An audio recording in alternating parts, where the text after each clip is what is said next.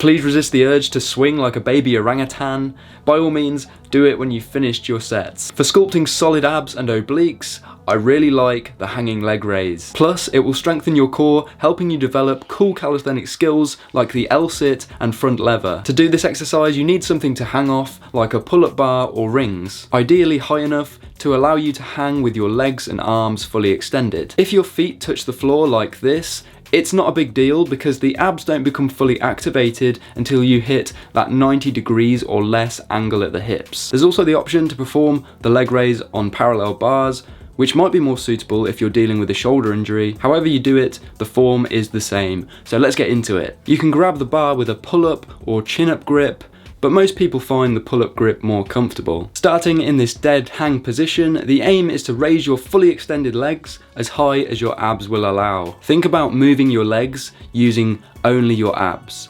That way, we work the core and not just our hip flexors. My cue for good abs engagement is to imagine you're trying to make your sternum and belly button touch each other. The most common mistake is going Tarzan mode and letting your body swing, creating momentum, making the exercise easier. To prevent that, maintain core engagement at all times, even when your feet are close to the floor. Like you would if you were just about to receive a punch to the stomach, the other most common mistake is leaning backwards and using the lats to help you raise your legs. Keep your head and chest forward all throughout your set and raise your legs as high as possible whilst maintaining that position. Lastly, don't bend your arms as you raise your legs because this too can create momentum. If you're struggling to maintain your grip during a set, I highly recommend liquid chalk. This is a game changer for getting a good grip on bars and it won't create dust clouds in your house. It also means you don't have to explain yourself when your mum or spouse finds a chalky white substance in your room. The hanging leg raise is quite a difficult exercise, but there's a blueprint to work up to it. Start with hollow body leg raises. This is a great cue for the starting position of the hanging leg raise. The abs are engaged, which means the torso is slightly curved and the feet are slightly in front of our hips. With the lower back flat on the floor, we use the abs to raise our legs. You'll know you've reached the maximum range of motion when your lower back starts to rise off the mat. At that point, your abs are fully contracted.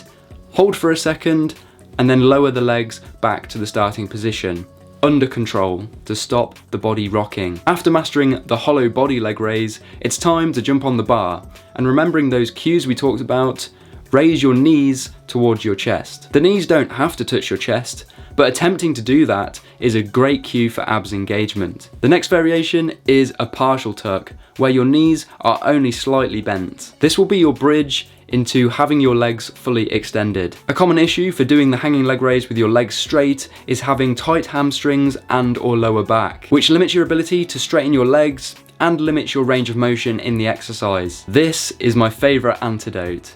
They are called elephant walks.